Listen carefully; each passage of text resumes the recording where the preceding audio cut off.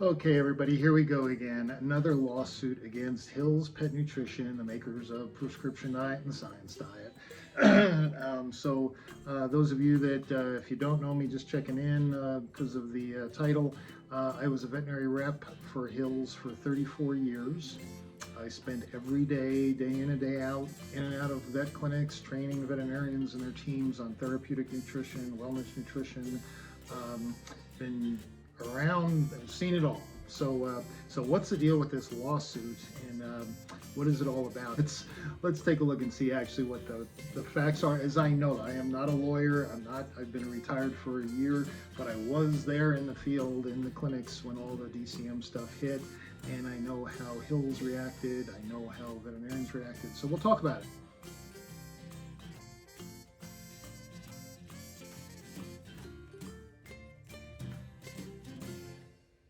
Okay, so this is just my opinion. I don't know all the facts, okay? Things are just coming in, and I will not be privy to a lot of the details, trust me. When you're a rep in the field, you don't really hear what's going on in the back or at the top, whatever. That's just the way it is. But let's go ahead and first of all, I think what I've been reading some things and watching some videos, and it's like, how brave is this little company to go up against Hills? You know, the perfect David and Goliath.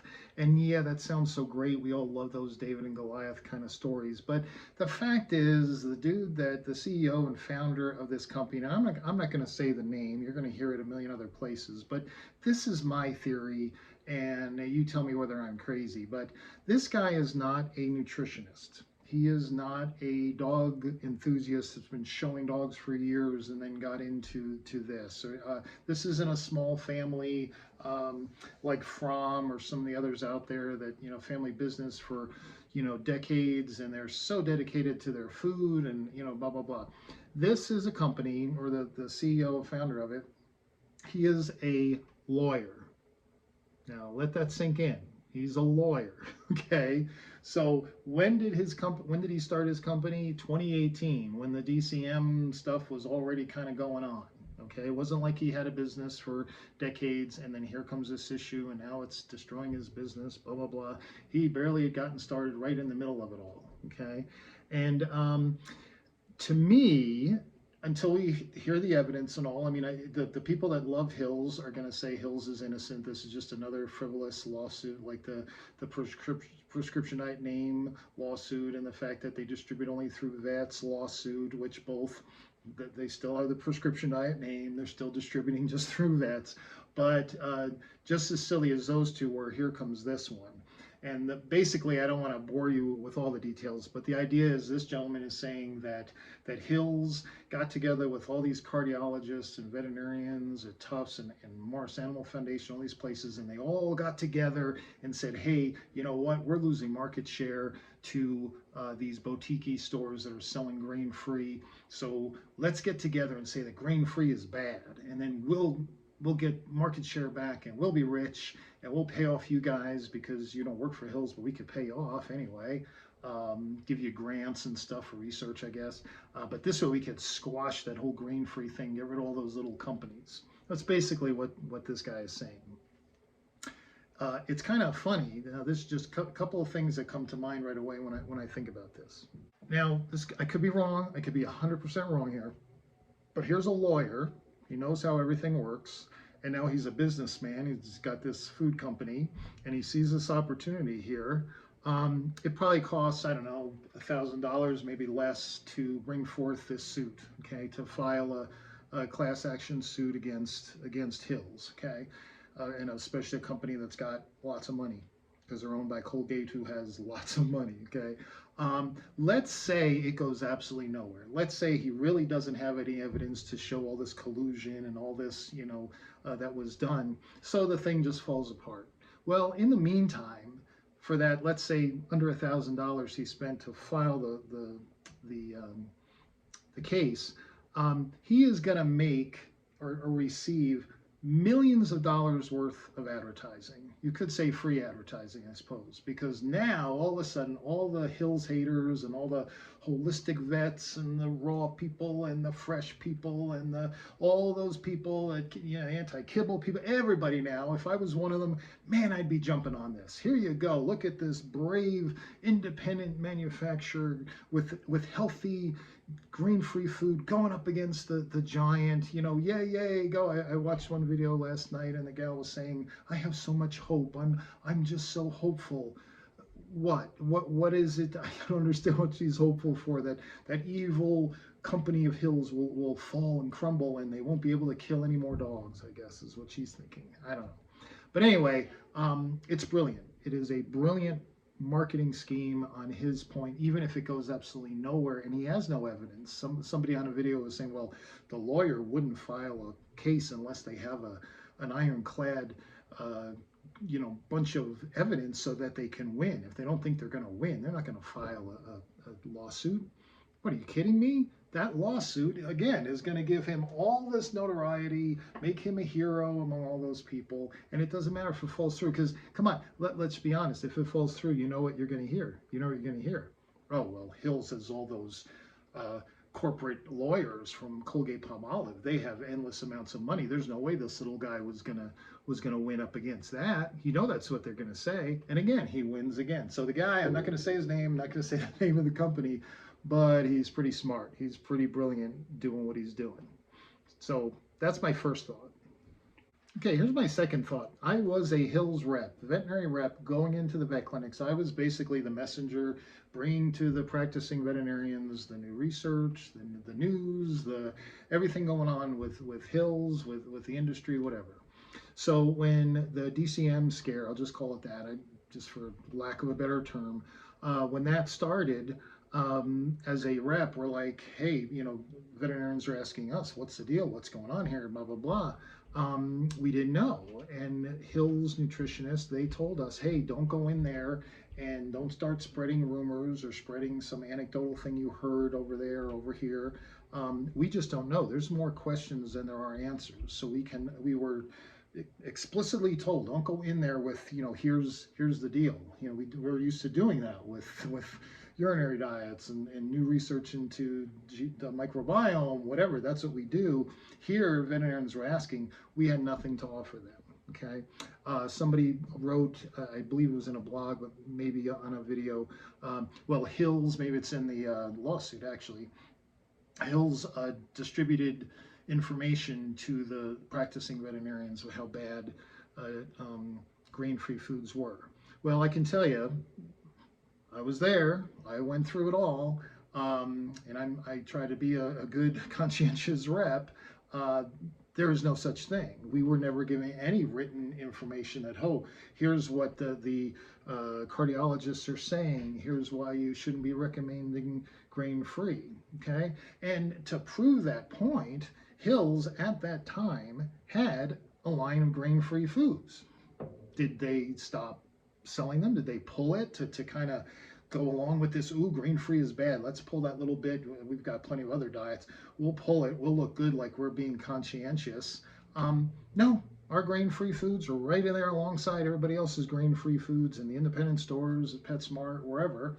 Hills did no such thing. As a matter of fact, there is a DD diet, one of our derm diets, a novel ingredient diet, and Hills, you know, with all this grain-free marketing going on, they noticed, hey, you know, this one diet, I forget which one it was now, duck or whatever, but it was grain-free, just the way it happened to be formulated as a novel ingredient diet for allergies. And the marketing people decided, you know what, we're going to put grain-free on the bag because it's grain-free. So Hills did that while supposedly they were working with cardiologists to make grain-free look bad.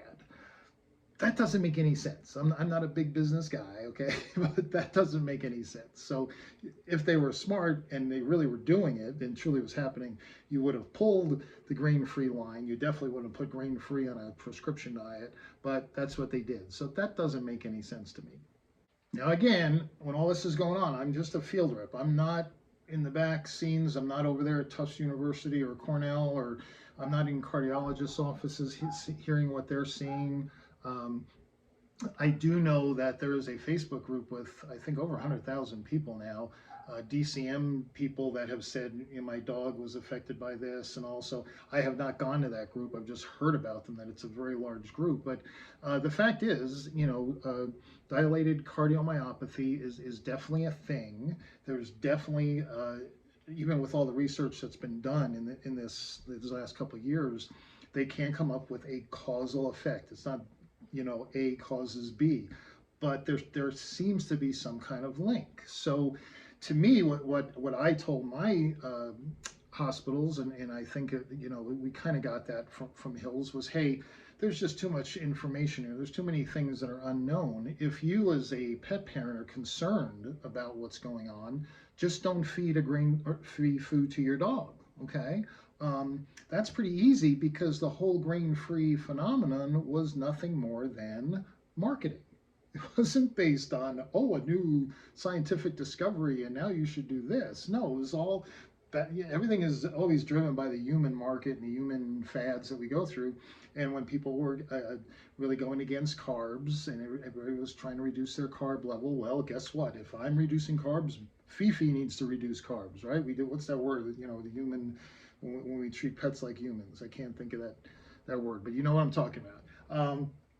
So that was going on. So sure, let's make grain-free food. It'd be interesting to know who was the first one to actually do it. But you know, who was the first one to come out with natural pet food, and who was the first one to use the term holistic, which is still used to this day, and pet parents have no idea. It means literally nothing. It has no legal definition whatsoever. I could take the most artificially processed food with the worst ingredients, whatever, and I could put Glenn's holistic diet on it and sell it for a fortune, and that's totally legal, because the definition, there's no definition for holistic. So here's the next one, grain-free. So the fact that it came about just as a marketing ploy has no true nutritional value.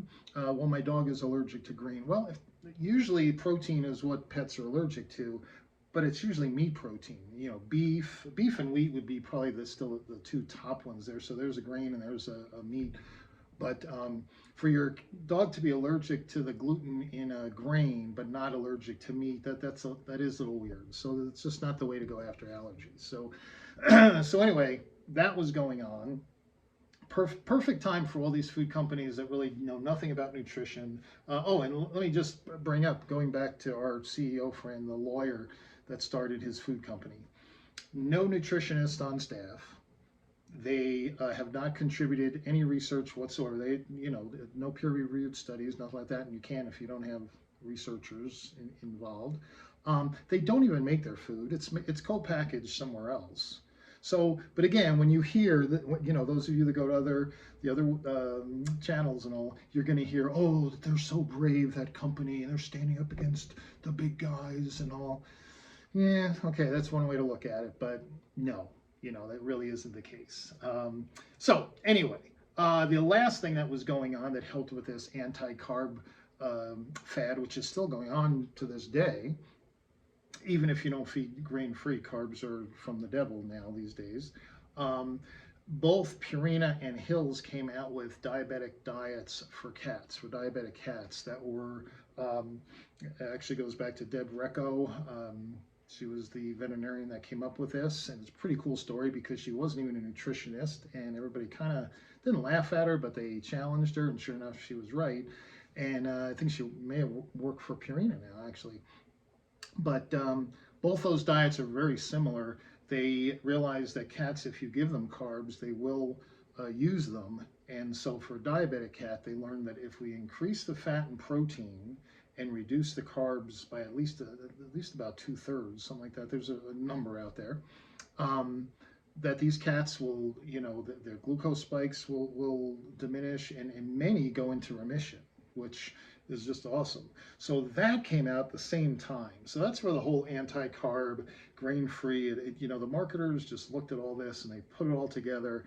And man, grain-free foods, as people reported, was growing like crazy.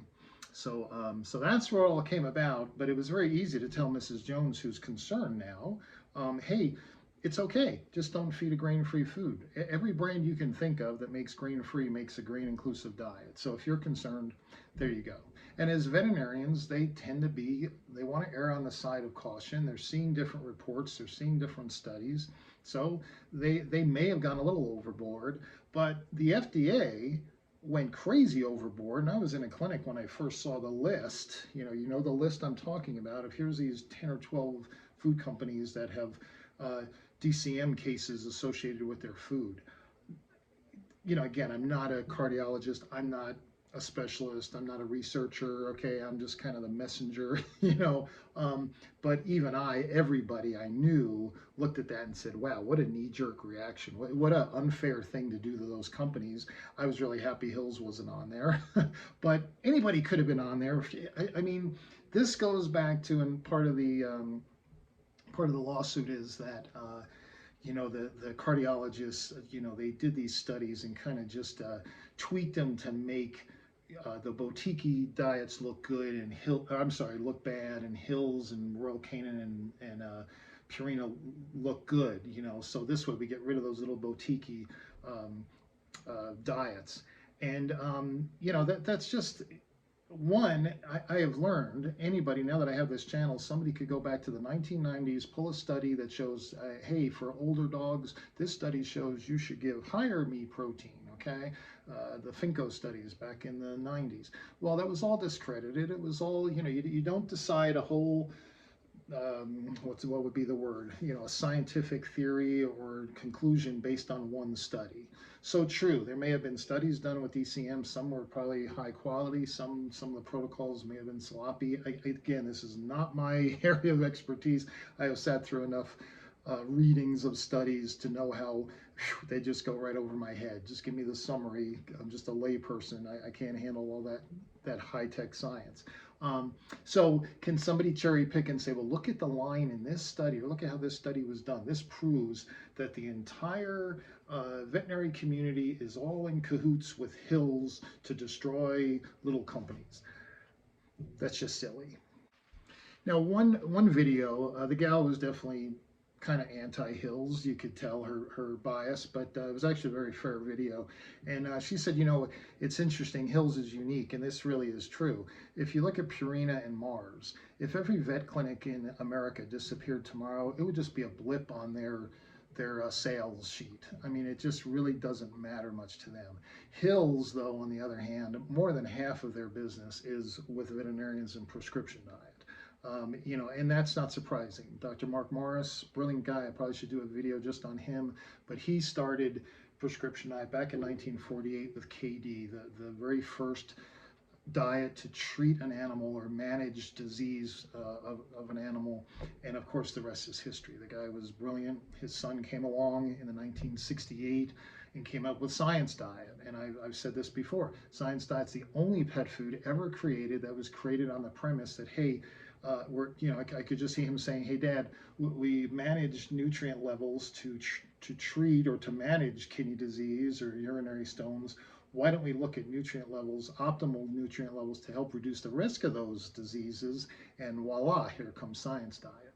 So the only diet ever designed just with that in mind, to reduce the risk of disease. So going on a tangent here, but one of the things in the I think everybody's mind is, well, Hills is so tied in with the veterinarians that they have control of the vets. And that's absurd. There's plenty of independent nutritionists out there looking at studies either done at Hills Pet Nutrition Center, or that Hills funds through the Morris Animal Foundation or Tufts or University of Michigan or Minnesota Urolith Center. And yes, does Hills donate a lot of money to all that? Absolutely. God bless them for doing it. Okay, they've been doing it for 75 years. But Mars donates a lot of money. Purina donates a lot of money. Even Blue Buffalo. I'm not a big Blue Buffalo fan. Watch the video I made on Blue Buffalo. But even they donated a bunch of money to the Morris Animal Foundation when they did their cancer study a couple years ago. Okay, so there's lots of money coming in. Thankfully, that's what we want from all these different places to further nutrition science. Somehow, this lawyer has, again, I don't want to say what I think of lawyers, but leeches is one word that comes to mind. But he's kind of twist this that, oh, well, see, it's the fox watching the hen house. Well, of course, they're promoting their diets, and vets schools and doing all these lectures and all. Well, I guess I would ask him, who would you like to lecture and teach these young veterinarians that are going to go out and be practicing?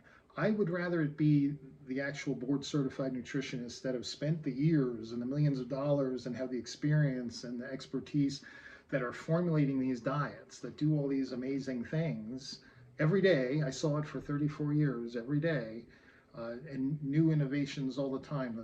The work on the microbiome lately at Hills is just amazing. Um, the genome, Hills actually mapped out the entire feline genome, every gene and what it does, worth millions of dollars. Well, what did they do? Did they sell it? No, they literally donated it to the Morris Animal Foundation so that that data would be available for everybody else to use, because the research is so important. So all this, oh, they're so big, they're so evil. Well, maybe you need to get a few more facts before you condemn them. Just like this lady, she's so hopeful that Hills will be destroyed in this lawsuit. It's really a shame. People need to kind of broaden their minds a little bit. But the fact that Hills and Royal Canin and Purina are in these clinics, I'm sorry, well, they are in the clinics too, but in the vet schools and doing the lectures and doing all that, I guess my question, very simply, who would you rather be going in there? Now, to send in a nutritionist that is promoting fresh diets or raw diets, absolutely. Hey, go for it. Everybody's open for that. But the problem veterinarians have with those kind of people is usually they're going to lie about a million different things about how kibble is killing animals and carbs are bad and meat meal is this and all this other silly baloney. Well, if you're going to lie to me about all that stuff, that corn is just a cheap filler with no nutritional value, well, I've already tuned you out. I'm not going to trust anything else good you might say, because I know this area you're lying to me. So that's the big problem, So there are two sides. We'll have to see how this plays out. We'll have to see what so-called evidence this guy has. But you watch. I think I'm going to be right here. I could be wrong, but I think he just realized this is a no-lose situation. Go up against the big guy. I look like a hero. All the other independent stores are going to love me. Even if we lose, we can turn that around and say how we're just a victim of big corporation. Look at how Big Kibble destroyed the little guy. I could see it now. I mean, I'm not a marketing guy. I'm not a lawyer, but man, I know exactly how I'd play this game now that they're in. So let's see how it goes, and I will update you as I learn stuff. But again, I was there, and there was never a piece of literature to give out to our practicing doctors that don't recommend grain-free. There's nothing in writing Hills ever gave me to give out. I was definitely told, do not go in there. You're going to ruin your credibility if you go in and say this or that about DCM, because we don't know.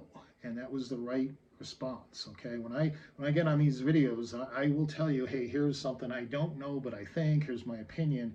But if it's something I know that I consider as fact, I'm going to be in your face telling you this is a fact. Okay, but so anyway, I hope I'm ranting now, but I hope this gives you a little bit of assurance if you're a Hills fan and you've used our diets and you've seen such great results with them, as thousands of doctors have with tens, if not hundreds of thousands of pets out there.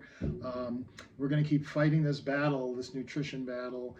And I really do. I think I'm going to make one short video, just all the great channels out there now that you need to go to and get educated, because all the social media monster is going to harm a lot of animals due to loving pet parents being manipulated by these trends and all this silliness. So that's my job. That's what I'm going to take on.